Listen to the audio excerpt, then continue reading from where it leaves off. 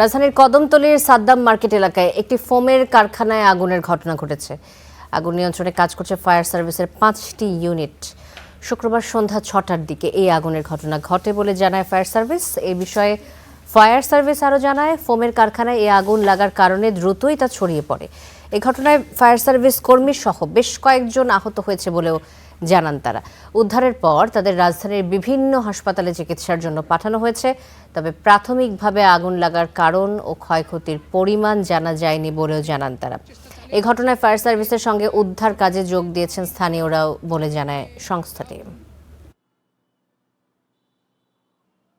কারেন্টের তার থেকে লাগছে, পরে এখান থেকে আস্তে আস্তে ওদিক মানে বেশিরভাগের দিকে চলে গেছে। ওদিকে কেমিক্যাল আছে, এই কারণে ওদিকে একটু মানে আগুনের স্রোতটা একটু বেশি আর কি। আধা ঘন্টা 1 ঘন্টার মতো কারেন্ট বিচ্ছিন্ন হয়ে গেছিলো। পর ফায়ার আপনার বিদ্যুতের লোক আসছে, আসার পরে এটা আপনার সম্পূর্ণভাবে কাজ করার পরে আমরা লাইন দেওয়ার পরে এই জায়গার ভিতরে আমরা আগুনটা লাগছে।